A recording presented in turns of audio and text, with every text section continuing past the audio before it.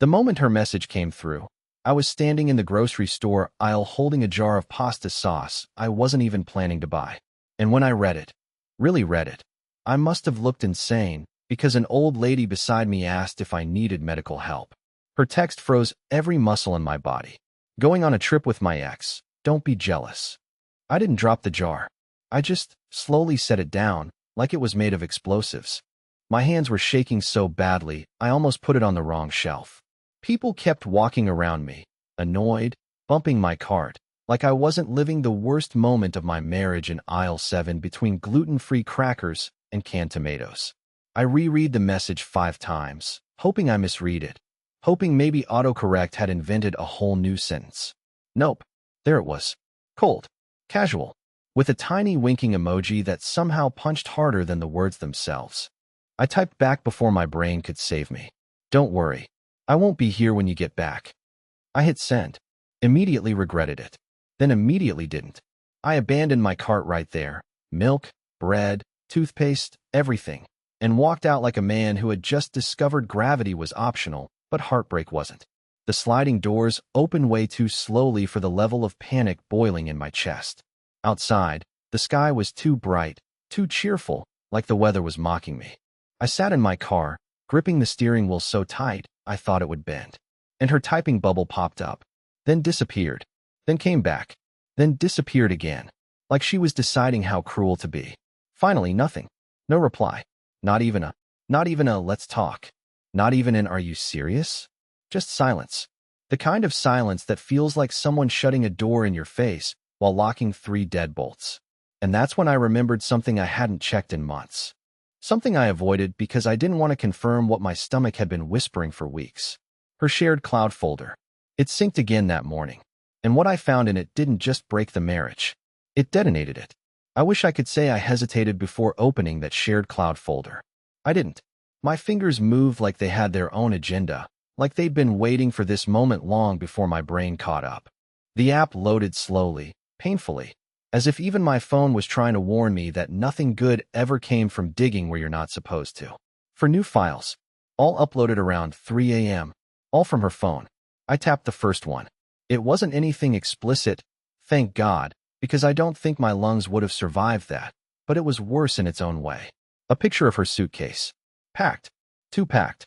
Like she wasn't going for a short trip, but fleeing a life she was done pretending to love. Her clothes were neatly folded. Her hiking boots were stuffed in the front pocket, and lying on top was a sweatshirt I had never seen before. Her ex's. The guy she once described as emotionally toxic but fun. I remember asking, how can someone be both toxic and fun? She said, you just wouldn't get it. That sentence aged like spoiled milk. I swiped to the second file. A screenshot of an itinerary. 2 names. Hers. His. 1 hotel room. My breathing felt thin. My hands were sweating. I wanted to throw my phone out the window. I wanted to scream. But I didn't. I just sat there in the car, looking like a man trying to swallow a boulder. Then I opened the 3rd file. A voice memo. I almost didn't play it. But curiosity and pain have the same voice, and they both whispered, do it. I pressed play. Talia's voice flooded through the speakers, laughing. That high, carefree laugh she never used with me anymore. I know, she said, breathless. He's going to freak out. But honestly, he's so predictable.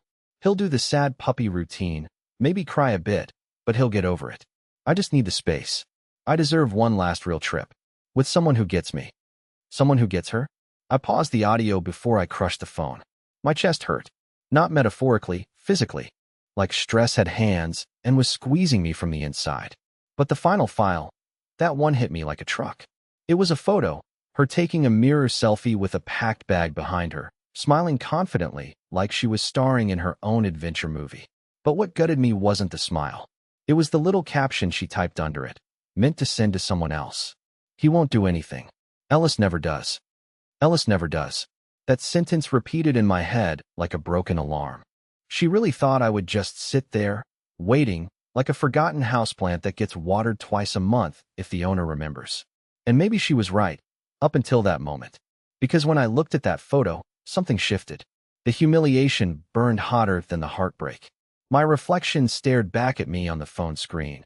A man who'd spent years trying to be gentle, patient, forgiving, only to be treated like background noise in his own marriage. I put the phone down, wiped my face. I'm not proud to admit I was crying, and whispered to myself, no, not this time, not again. And for the first time in a long time, I didn't feel powerless. I felt awake, focused, cold even, like the fog had finally lifted, and I could see everything clearly. Her trip was in 14 hours, and I would use every one of them. I didn't go home right away. I just sat in my car in that grocery store parking lot, staring at people walking in and out like nothing in their lives was crumbling. Meanwhile, mine was falling apart in real time, and somehow everything felt both too loud and too quiet. A guy pushed a cart past me and whistled some upbeat pop song, and I remember thinking, man, if only you knew how fast a life can flip upside down. Once the initial shock faded, something else settled in. This sharp, icy clarity I'd never felt before. For years, I'd been the soft one in the relationship, the apologizer, the fixer, the guy who kept the peace even when I wasn't the one who broke it. And she knew it. She counted on it.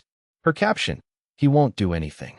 Ellis never does," was proof she thought my spine was made of warm butter.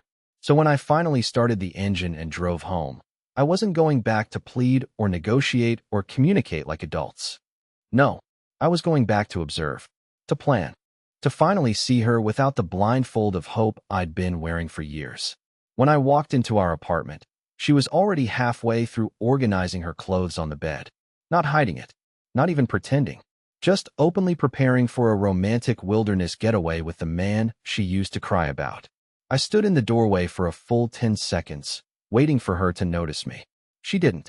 She hummed, like she was packing for a spa weekend. Finally, she glanced up. "Oh, hey, don't forget to feed Juniper while I'm gone." Juniper is our cat, technically mine, since I rescued her before our marriage, but Talia always treated her like an optional decorative pillow. That was all she said. No, hey, let's talk. No, are you okay? Nothing. Just instructions for the cat, like I was a babysitter she was leaving behind. I studied her for a second. The shirt she wore wasn't hers. It was too big, too faded, clearly belonging to someone who lived in hiking boots and denial. It hit me all at once. She didn't even care enough to hide the evidence. That hurt more than the files in the cloud. "So you're really going with him?" I said softly. My voice cracked, and I hated that it cracked, but I couldn't help it. She barely paused her folding. "Ellis, it's a few days. You're making it sound like I'm running away forever." "You booked one hotel room," I said. Her hands froze for a split second before she forced herself to keep moving. I noticed the tiny hesitation. It was the first real crack in her confidence all week. "You went through my stuff?" she snapped suddenly. As if the problem wasn't the trip, it was me noticing it. "I didn't have to," I answered. "You uploaded everything to the shared folder you forgot still syncs to my phone." Her face drained. Not fully. She still tried to bluff, but enough that I saw the truth flicker across her eyes. A small, guilty panic. The kind that slips out before the mask snaps back on. "Well, whatever," she muttered, avoiding eye contact. "It's just closure. You're blowing it out of proportion." "Do you need a hotel room for closure?" I asked. She exhaled dramatically, as if my pain was somehow inconvenient for her schedule. "Ellis, please don't turn this into a whole thing. I just need space. You'll be fine." That sentence hit me like a punch to the ribs. You'll be fine. People only say that when they've already decided they're done with you. I didn't yell. I didn't beg. I just nodded, walked into the living room, and sat on the couch. She probably thought I'd given up. But what I was really doing was making a mental list, a quiet inventory of everything she would never see coming. She went to bed early that night, probably thinking she'd wake up, get in her Uber, and head off to her beautiful little closure trip. But she didn't know that I had my own plans for the morning, and they would change everything. At 5:12 a.m., I was already wide awake, sitting in the kitchen with a cup of cold coffee I didn't even drink. I hadn't slept at all. I just sat there through the night, listening to the refrigerator hum, thinking about how many times I'd chosen peace over pride, how many times I'd been called sensitive like it was a flaw. I thought about the vacations I planned around her schedule, the friends I slowly stopped seeing because she didn't vibe with them, and the 1,000 small sacrifices that, by themselves, didn't seem like much, but added up to a man who no longer recognized himself in the mirror. I heard her alarm go off in the bedroom. Her phone buzzed once. Then again. I didn't move. Just waited. Eventually, she emerged in the hallway, her hair pulled back, her hiking jacket already on, and that same duffel bag from the photo slung over her shoulder. She glanced at me like I was just part of the furniture. Not angry, not nervous, just indifferent. Hey, she mumbled, tying her laces. The Uber's almost here. I left a list on the fridge for Juniper's food. Try to remember this time, okay? I didn't answer. I just looked at her, soaking in the last time she'd ever stand in that apartment thinking she held all the power. She gave me a weak smile. Don't be sad, Elle. I'm not leaving you. I'm just pausing us. That's allowed. I blinked at her. Pausing. That's what she called this. Like our marriage was some TV show she could resume after a weekend fling with her past. Still, I didn't argue. I stood up, walked to the door, and held it open for her. Thanks, she said quietly, brushing past me. But as she stepped outside, her hand still gripping the handle of the suitcase, she noticed something. Her Uber wasn't there. In fact, the street was empty. She frowned, checked her phone, then turned around. That's weird. It says he's here. Yeah, I said softly. About that. I reached into my back pocket and handed her the printed cancellation email. I'd logged into her rideshare account during the night and canceled the ride the moment it was scheduled. Then, I shut off the Wi-Fi router so her phone wouldn't auto-refresh. She stared at the paper, confused at first, then annoyed. Ellis, what is this? Are you seriously pulling this childish crap right now? You said I never do anything, I said calmly. I'm just finally proving you wrong. She scoffed, stepping back inside. What the hell is your problem? My voice didn't rise. I didn't lash out. I just spoke with the kind of quiet that makes people nervous. You planned a trip with the same man who cheated on you twice, humiliated you in front of your friends, and sent you a playlist called Regret and Whiskey after your last breakup. And then you told me not to be jealous. You told me to stay here like some obedient placeholder while you went to reset your mind with the guy who shattered it in the first place. She looked away. She couldn't meet my eyes. For the first time, the script wasn't playing out the way she rehearsed it. I wasn't going to sleep with him, she muttered, barely audible. You booked one room. It was cheaper. Stop, I cut her off. Don't insult my intelligence just because you're uncomfortable facing yourself. Silence. Heavy, real silence. Then she tried to deflect. You had no right to go into my accounts. That's manipulative. I actually laughed. Not bitterly, just exhausted. You're calling me manipulative? After everything? She didn't answer. She didn't have a leg to stand on, and she knew it. But I wasn't finished. I won't stop you from leaving, Talia. If you want to go, go. But you won't be coming back to this apartment. Not as my wife. Not as my friend. Not as anything. She looked stunned. Not angry. Just surprised. Like she'd finally realized I wasn't bluffing. You can't make that decision without a conversation. We're having one right now, I said, stepping aside so she could walk past me if she really wanted to. She didn't move. Because for the first time in years, I wasn't the one chasing. Talia didn't leave. She stood in the doorway, half in, half out, her fingers clutched around the strap of her duffel like it was a lifeline. But her eyes finally showed it. That flash of something real. Not guilt. Not regret. Fear. Fear that maybe, just maybe, I wasn't bluffing this time. I didn't say anything else. I didn't have to. I just stepped back, letting the silence do all the work. And it did. It hung in the air like fog, thick and cold. She finally lowered her bag to the floor and walked back in without saying a word, like a kid sent to their room after getting caught sneaking out. I went into the kitchen, made coffee. She sat stiffly on the edge of the couch, staring at nothing. It was the first time in our marriage I saw her uncomfortable in our home. She used to own the space with her energy. Now she looked like a guest afraid to speak too loud. 10 minutes passed. Maybe more. She finally said, "So what now?" I didn't answer her question directly. Instead, I took my phone from the counter, unlocked it, and set it on the coffee table. I know about the second phone, I said quietly. Her head snapped toward me like I'd slapped her. What? She croaked. You left it in the coat closet 3 weeks ago. I found it while looking for my winter gloves. She didn't speak, didn't even blink. I didn't snoop, Talia, I added calmly. I waited. I watched. And when it lit up 3 nights in a row at 2:17 a.m. from the same unsaved number, I finally opened it. Still silence. But her breathing had changed. Faster. Shallow. I read the messages, I continued. I know you've been talking to him since September. I know about the deleted emails. The photos. The ones you cropped me out of and sent to him like I was just some stranger in the background. She closed her eyes. Just for a second. Like she was hoping this was all a nightmare she could wake up from. But it wasn't. You didn't just plan a trip, Talia, I said. You planned an exit. The problem is, I already opened the door for you. She stood up slowly. Tried to speak. But all she could say was, Ellis. I didn't mean to. Yes, you did, I cut in. You meant all of it. You just didn't think I'd catch on. For once, she had no defense.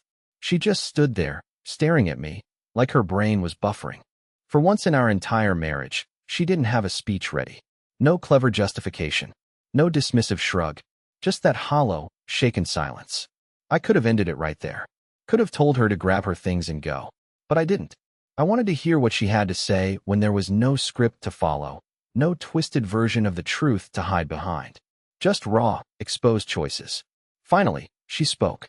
Her voice was smaller than I remembered it ever being. I didn't mean for it to go this far, she said. It started as, I don't know, curiosity. He reached out. We were just talking. Catching up. I never planned to actually. Don't finish that sentence, I interrupted. Because the hotel reservation says otherwise. She flinched. It wasn't about sex. No, it was about betrayal. I snapped, the first real anger finally breaking through. You chose him, Talia. Again. After everything. And then you looked me in the face and told me not to be jealous. Like I was crazy for even feeling anything. She started crying then. Not the loud, dramatic sobs she used when she wanted sympathy.